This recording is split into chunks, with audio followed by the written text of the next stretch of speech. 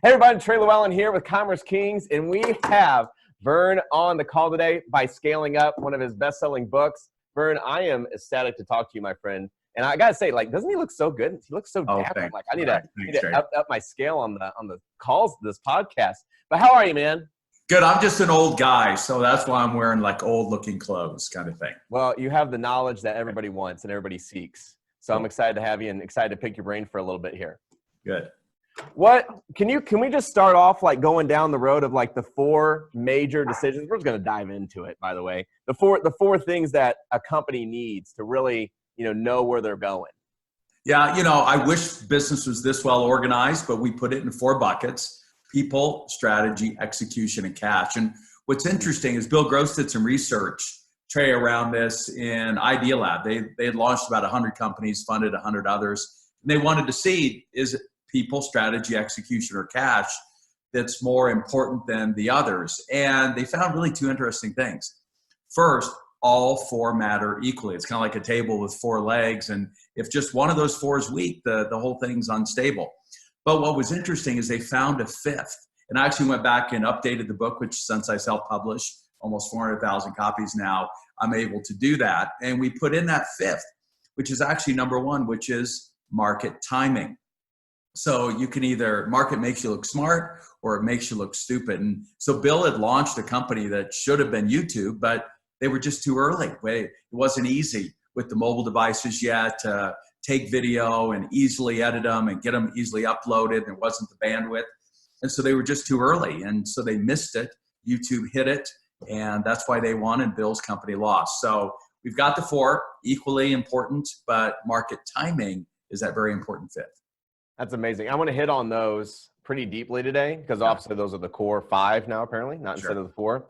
But what I want to hit on first is you wrote a great book. This is not just your rudimentary, like full of fluff book. This is, I would say, is a college-based educational book.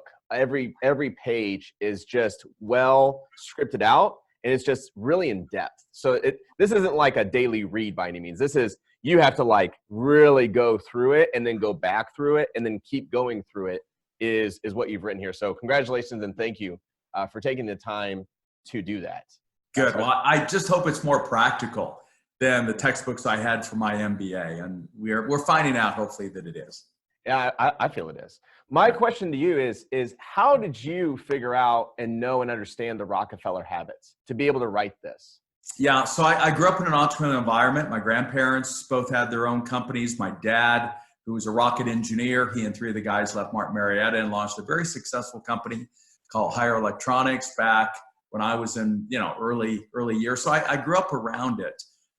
And then in college, I got involved with a company and we were able to scale to about 12 million. And so I already felt like I'd been in business. So when I launched what today is EO, the Entrepreneurs Organization, I'd already been what felt like a dozen years in business. But what we discovered when I launched EO is there's a lot of information about how to start up. We have 11,000 startups every hour in the world, 12,000 a day just in China. So we're not hurting for new companies. And as I mentioned, I have an MBA, so we're supposed to have learned how to run big companies, but there really wasn't a curriculum for how to do it in between startup and the giants. And so I launched this executive program in partnership with MIT back in '91. And it was really over 10 years of moving, Trey, about 1,000 CEOs from all over the world through that 3-year executive program that we developed the tools that became the first book, Mastering the Rockefellar Habits, in 2002, and then later on Scaling Up here in 2014. Now there's a course that goes with this, right? We do. We piloted it for YPO a decade ago. It's now one of their best-selling programs that we host around the world. I was just in Cairo a few weeks ago with the YPO group down there and a couple hundred teams in the room. But we have that whole course online, so you don't have to wait for our schedule. It's there 24/7. How do we access that course? You can Google just Scaling Up Masterclass, or you can go to thegrowthinstitute.com. Okay. But mainly, you just can go, we've rebranded everything from Gazelles to Scaling Up. So you can go to scalingup.com and kind of find everything, including all the free stuff. So the $12 million business, EO, that turned into EO, right? No. I helped scale a company in the HVAC business. We'd actually launched an energy management division and managed to land Pizza Hut. And we were able to grow and chase Pizza Hut all over the world. And that really was the key client that allowed us to scale that business while I was in college. And one of our board members then poached me. I wasn't going to be president of that company. I was the number 2 guy, but the president was the son of the founder, and who was a good mentor of mine. So I moved on over and joined this guy who was building the Center for Entrepreneurship, and out of that launched EO. So I'd really been running companies for 12 years, but then decided to build an organization to support entrepreneurs. Wow. Okay. And that's what you're doing now? No, I launched it in 87, and we scaled it till I turned over the day-to-day reins in 91 to some other folks. And then I started a family and thought, you know what, I better get from the nonprofit side into the for-profit side. And that's when I launched in 97. We launched in 96, but our first revenue in 97. Okay. And because you seem to keep current with this. This is running really well then. So what are you doing now current? Well, so what we did is we really followed our own model: people, strategy, execution, and cash. And we built out 4 global companies. So people need coaching. So we have a global coaching organization, 180 some partners all over the world, 6 continents. When it comes to strategy, it really is about continuously learning. So we built our whole online curriculum that's based out of Austin, Texas.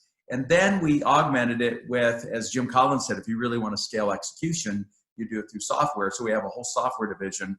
And then on the cash side, we have a whole capital formation company, primarily helping entrepreneurs exit properly, because that's that final decision that most of them mess up and blow at the very end. Wow. So we've got 4 companies that really mirror the 4 decisions. Okay. So let's start with people. Well, the key tool there is, comes back to your success is really the sum total of the people you surround yourself with. Mm-hmm. And I had cold called Regis McKenna back in 1983. He was helping Steve Jobs. He was the marketing consultant to Steve Jobs and Intel and Genentech. And I thought, hey, if he's good enough to help Steve scale to $2 billion in his 20s, maybe he could help me. And he took me out as a free client. He still gives me about it today. And he said, look, I'm going to teach you what I taught Steve. And it was 2 things, really. One, to have a marketing meeting separate from sales. And number 2, he asked me a question that Bill Gates considered the best question he'd ever been asked. And that was, take out a piece of paper and say, who are the 25 people, influencers, reference clients, however you want to refer to it, that you need to bolt on to this business in order to help it scale? Steve Jobs did that when he wanted to launch iTunes. He took out a piece of paper and said, all right, who are the 25 key players in that industry? And then he just worked that list every single week. So I put together a list around EO, and it was crazy. We were global in about 36 months. So that's one aspect. The other is you just got to get the right butts in the right seats. But Jim Collins didn't give us a list of seats, so we created one, and we've got a tool called FACE, the Function Accountability Chart. And scaling really is just figuring out how can you find the next best person that you can delegate a piece of the business to, whether it's sales or marketing or IT or HR. And you can outsource some of that. But when I launched Gazelles, now scaling up, I needed a bookkeeper. That's typically the first thing that you outsource. And I found an amazing woman literally across the street from where I was living who really passed 3 tests. And I was just helping an entrepreneur this morning with this. The people you want to surround yourself with have to pass 3 tests. Number 1, they shouldn't need managed. I did not have to look over her shoulder to make sure that the books were being kept, and I didn't have to really manage her. Number 2, they really ought to fit the values and where you are on the S-curve. And she had helped her husband, Bill, who was a very, very successful entrepreneur in our community, scale up early on. And so I knew she got me, and she got where our company was, and it remembered those early days of what it took to really get something launched. And then number 3, they ought to wow you on a regular basis. And every once in a while she'd go, look, Verne, I know you're busy. I remember those early days when Bill was scaling, but I see something interesting in the numbers you might want to take a look at. And I'm like, wow, Claudia, that's cool. So they shouldn't need managed. They need to kind of fit your values and where you are on the S-curve. And number 3, they should wow you. And as long as you're surrounding yourself with people that can do that, then it's going to be so much easier to scale. That's amazing. How do you know if someone's manageable by the first meeting with an interview? Do you have a test that you give them? Well, that's why we're big fans of the top grading interview process. Mm-hmm. And it's really the only one that's been validated to be 90% accurate, to where when you're down to that final 3 candidates, you pick the best one. It doesn't mean you've been hiring bad people, but you may have left somebody better on the table. And so it's a pretty lengthy process, 4 hours if you're looking at kind of a senior leader. And it really gives you a sense that they're going to fit those 3 categories that you've been talking about. And so it's a course that we've got online, and it's one companies like Danaher and others that are well known for acquiring companies and bringing them on successfully use in order to evaluate the teams that they're going to both invest in and they're going to work with. So it's top grade. Yeah. It sounds like you're definitely at that, 10 million level versus like someone who may be just starting out, and needs their first hire. Right? No. But I was hiring my first operations person who's going to run operations for me. Okay. Now, I've got 3 employees at the time. And I knew this unbelievable woman at our church. And I had kind of an MO of the type of person that I was hiring. And I thought she'd be perfect. And she thought she'd be perfect as well until we did the top grading interview. And hey, unbelievable results, unbelievable talent. But there would have been a real clash of personalities. And even though we'd been very close friends, we'd never worked together. And this top grading interview uncovered that. And we both realized that we would have probably worked together and in 2 or 3 months have been at each other's throats. And so, ultimately, it's why you have kind of a trial period. You often don't know somebody until you really have a chance to work with them. So I'm in the process of hiring a global CEO, and I thought I had the person, and we said, let's date before we get married. And sure enough, in the dating process, we realized, hey, this wasn't going to work. And it's one of the reasons why the Google boys brought on Eric Schmidt. Not immediately in the CEO role, they put him on the board for a year, and they had a chance to try to work together to see if they could fight without killing each other, if this old man could fit into this young company growth culture. And so, you want there to be a trial period, but this top grading interview process will eliminate a lot of folks that you would waste time with kind of testing. What are you giving? What kind of advice are you giving everyone right now with the unemployment being so low? Like, good employees are hard to find. Yeah. Well, one of the key things is small to mid-sized companies were really sloppy. In fact, I just had this conversation with the gentleman who runs our summits, and he's like, hey, things are really growing. We can't find help. The person we've got's overloaded. I'm like, Mike, let's back up and let's go in and look at the process of everything that we're doing. And generally speaking, most of the companies we work with could double, triple, or even quadruple the revenue they've got without adding an additional person. And they would need to work less hours. So that's our goal, is to get rid of the stupid stuff, clean out the processes. And I got to tell you, small to mid-sized companies were really bad at even thinking about process, let alone sitting down for a couple of hours and mapping it out. And the analogy I use is hallway closets and garages. We all have those. And what happens? 6 months, you clean it out. 6 months later, it's all junked up again. Now you got a choice. You can either clean it out again, or you got to go build a bigger closet. Mm-hmm. And I think for most of us, building a bigger closet's throwing people at the problem. And so most of our companies could do considerably more with who we have, which really takes the pressure off of hiring. So I'm going to ask you, sir. And by the way, when you clean up process, it makes everybody's job less of a hassle. Yeah. So most folks aren't busy doing really worthwhile stuff. They're having to clean up messes. We've got a technology problem right now between our CRM and our storefront, and it's driving the team crazy. And I've got a call here shortly after this podcast to see if we can get this mess cleaned up. You get to be yelling at the screen versus talking to the screen. Yeah, it's a storefront issue with deposits we take for our summits and the integration with HubSpot. And anyway, but it's driving the team crazy, and I can either throw people at it or I can get the problem fixed. So let's talk about that. I want to go a little bit deeper if you're okay with that. Yeah, because that's a really great problem is systems. Yeah. When we run our events, the number one question we get is, what SOPs do you guys have in place? What KPIs are you guys running? And, I don't have the best of answers. And maybe I hope I can get that from you, is when you're creating a system, two things. One, what software or how do you create it? And then secondly, is where do you store it? So when that person leaves, it's accessible and it's in an order to where it makes sense. Yeah. Well, there's really a couple of questions there. So each function in the business needs its software. So, obviously accounting got the first systems in place decades ago, and hopefully everybody's got a good accounting system.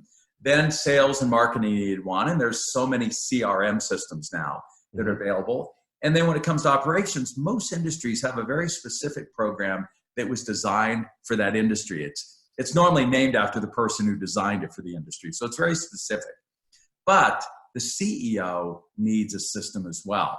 And that's why we created our Scaling Up Scoreboard, a SaaS offering that allows you at some point, it's hard to keep track of all these cascading priorities and key performance indicators, KPIs, on an Excel spreadsheet. And it's at some point you need to make it more populated. We're a very globally distributed organization, so we need an easy way to be able to track that. So we ended up creating a system called Scaling Up Scoreboard.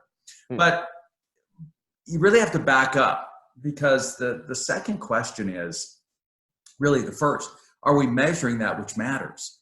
And so, one of my favorite books, movies is Moneyball. And everybody who knows the book and the movie is about the baseball industry. And there's hardly an industry that's more measured than sports, professional sports. And there's not an industry that's more transparent. I mean, you're literally seeing real time the stats for every player in that sport, on your mobile device or on the screen.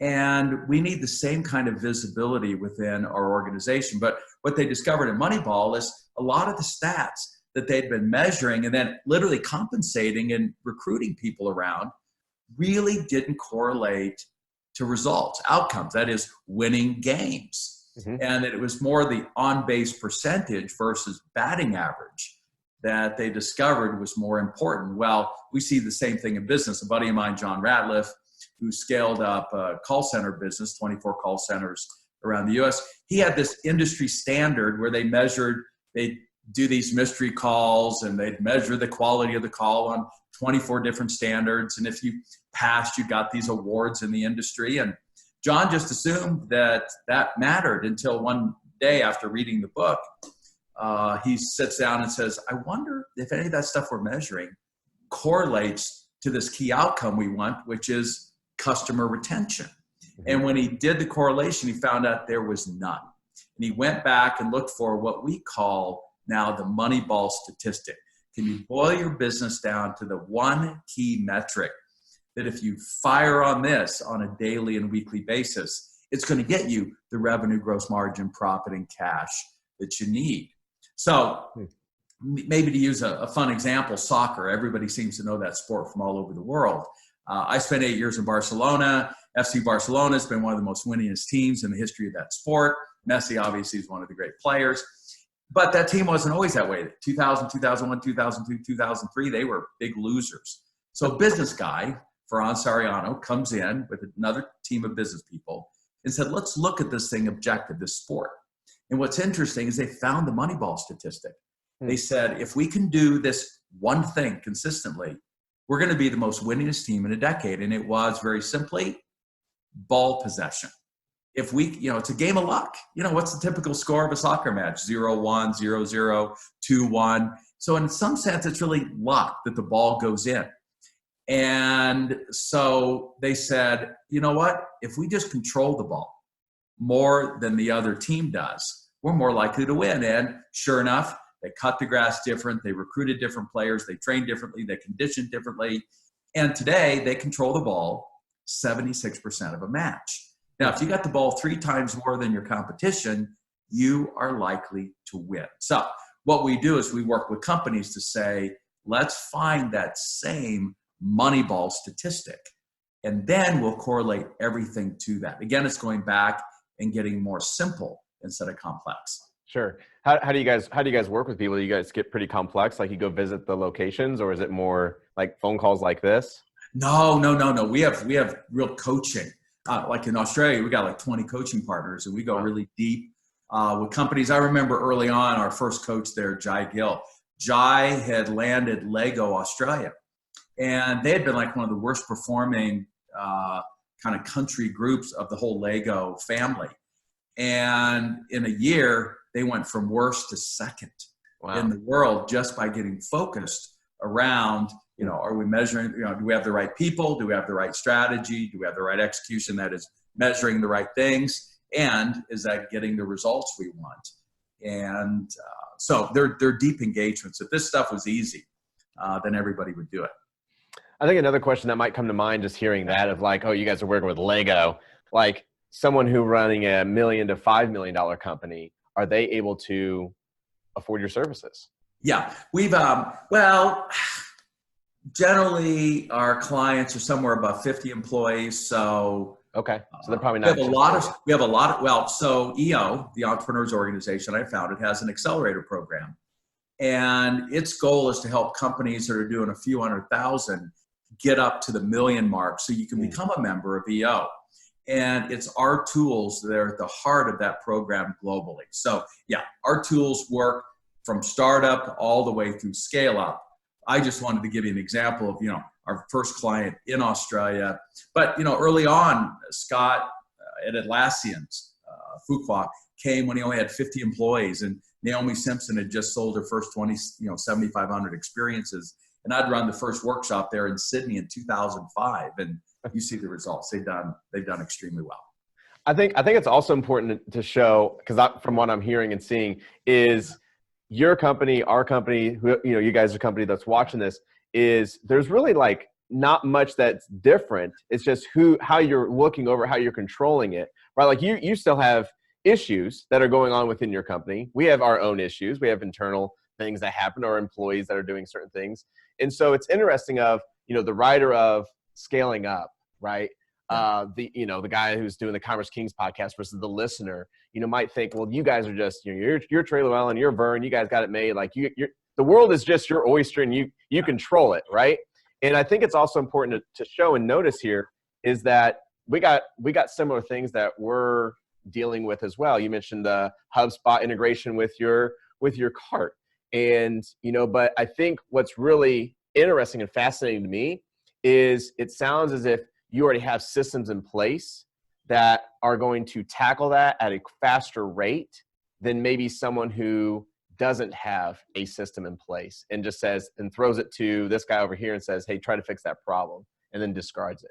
The good news is technology has really systematized a lot of these processes. Yeah. And things that took a lot of custom programming for us to do just 5 years ago, you can get right out of the box. And so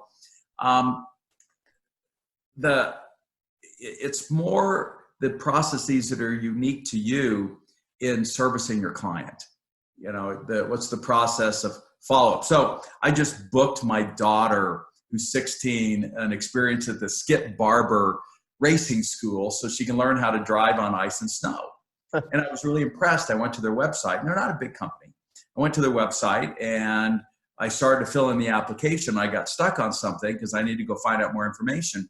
I was absolutely impressed that I got an email immediately from, looks like an outsourced salesperson they've got out of Atlanta, even though the course is up in Connecticut and I have no idea where the company's based, who emailed immediately and said, hey, we saw that you started the application process. Let me know if I can call and help you finish it. And I had that phone call with Scott, and he made it really easy to handle over the phone. And, just spent, $800 for my daughter to be in this driving school. And so it's that kind of process that, yes, requires technology to let them know that I'd gotten pretty far in the application process. But somebody's been thinking through, okay, then who's going to call, and what are the emails you're going to send out, and what is that sales process? Because I got to tell you, between 0 and $1 million to $3 million in revenue, there was really only one priority: sell like hell. and I'm involved in a winery in Spain, and this morning we had an hour phone call with the new guy we just brought in as CEO, and our revenue right now is about $600,000. We had expected to be at 1 million by this time of the year. So he's calling me, as I'm one of the investors, and saying, hey, what do we got to do to really scale up? And, you know, as he already knew, we've got to sell like hell. And our whole theme in 2020 is sales. And even our new managing director we put in place, it's all around sales. So we're just trying to get from 600,000 up to 1.2 million in 2020. And our conversation this morning was, what was the process that we were going to take in order to make that happen? Some of that's technology, but a lot of it's not. Do you know what your Moneyball stat for the winery is yet? You know what? That was one of the conversations we had, and we think we came across it this morning because we're going to use a different business model. One of the things, if we want to talk about strategy for a moment, sure, is that you absolutely have to do things differently. And everyone thinks they're different. But if you're talking to the same clients that your competitors are, and they're all complaining and asking for the same stuff, and you all deliver on it, you end up being a commodity. You look like everyone else. Mm-hmm. And so you have to be different. And you can't claim you're different if you price the same way as everyone else. You can't claim you're different if you deliver the business model the same way everyone else does. And you can't claim to be different if you hire the same people that everybody else in your industry hires. And so we were really talking this morning about, all right, we know the wine business, you make wine and you try to sell it. How are we doing that business different? And we are, and we're pricing differently. And that's the thing that we're really focused on. And as a result, we have a very unique Moneyball statistic that comes out of that. That's great. By the way, when you figure it out, you don't want to share it with other folks in your industry because it's a really important corporate secret. One of the reasons why we often talk about bigger companies is they're at a point now where it's okay for the world to know their secrets. But man, if you figure some of this stuff out and you're small, you do not want to tell the competition because these are, important things that you figured out and you should keep them to yourself. Well, good. I'm glad that you did. For sure. kept true to your own. See, I'm asking for all the goodness, for all the good secrets. At least I'm asking the right questions then. Well, by the way, that's the key. It's not so much to have the answers, but getting a better question. There's a lot of, entrepreneurs are smart. And given almost any question with enough perseverance and research, they'll come up with an answer. My concern is we're working on the wrong question. And so the book really, and our work is really about helping our clients get to the right question. Like, what are the top 25? So there's a new they're a recent startup out of Austin, Texas called Proof. You're starting to see their app widget on a lot of big companies' websites down in the lower right-hand corner. And they did exactly this. They took out a piece of paper, and the first thing they did is they made a list of the 50 ideal reference clients. Like, if we could get these 50 companies to use our app as part of the website, then we're going to win big. And what's cool is they made the list, they're working it every week, and they're already at 40 out of the 50 on that list. And all of a sudden they become this like overnight success that's taken a hell of a long time, as Steve Jobs said. So again, it's stuff you do right at the very beginning, and you're still doing it when you're at billions in revenue. What does your daily routine look like, Verne? One of the key things is meditation. And I think Galileo was right about that in the words principles. I have even A/B split tested with audiences, and they can absolutely tell, Trey, if I have meditated prior to doing a presentation than if I didn't. And it reflects in the response rates, even standing ovation or not. And so, look, this is our competitive weapon of the information age, and everything we can do to maximize it becomes critical. So a couple of the daily routines, I'm actually now doing it with my 12-year-old son, is this 4-minute Tabata exercise to really get the heart rate up and going. You don't really need to exercise much more than that, especially if you're busy. And then number 2, the importance of this meditation. And I've actually got I'm bringing it sitting right over there, is I've got the Muse 2, which is really a technology device tied into your phone that allows you kind of now to hack meditation. And it's a lot of fun. M-U-S-E? M-U-S-E, but you want to get the Muse 2. It's the Model 2 now that's out. And that one really works. then it's, so those are a couple of the key.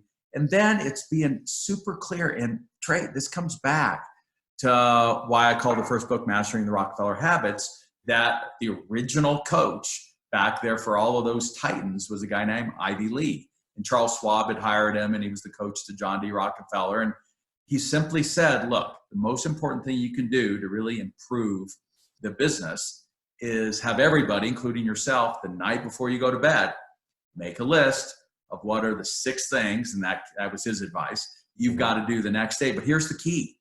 You have to put them in order. And then the rule is you don't go to number 2 till number 1 is complete. Because what happens is we play a lot of mental games with each other, with ourselves. All right, here are the 5 things I need to get done, and you get the 4 easy ones done, and you miss the 5th. And so if you can just be super clear, what's the one most important thing I need to get done today that's going to move the organization forward, and make sure everybody's focused on that, then you're going to be much better organized than the other 99 competitors out there. And that's why the first thing that we have everybody discuss in the daily stand-up is, all right, what's up? Primarily, what's the number 1 thing you're going to do today to move a needle? So that's what Neil's going to be doing as our new CEO of the winery. We're focused on sales, sell like hell. And he's there every week in a meeting. And the question is, all right, what are we doing this week? What's our sprint, as they talk about it in Silicon Valley, we're going to do to drive sales? Hey, but we're working on this operational thing. No, I don't think you heard me. What are we going to do this week to drive sales? Next week, what are we going to do this week? And how are sales? And what you want to do is make sure that whatever you're focused on, you make it both transparent and frequently discussed within your organization. And that's what our habits make sure happen. So I would say meditate, exercise. Those are 2 things you're really going to help your brain. And then get your brain, now that's healthy, focused just for 30 minutes to 3 hours if you can on the one thing that most matters. Then go spend the rest of the day, screw it around and do whatever you feel like you need to do. Emails, go to meetings, all the other kind of stuff that sucks up our lives. It's an amazing. Is there a way to be around you more?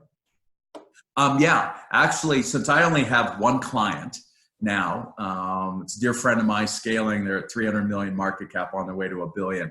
I launched the CEO boot camps.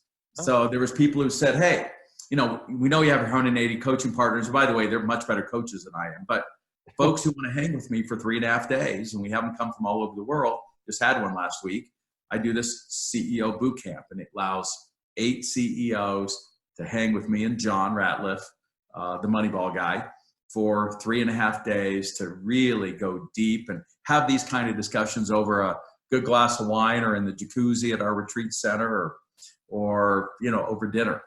We had a 7-hour dinner last week that went till 2 a.m. where we were working on, the issues and opportunities that these CEOs were focused on.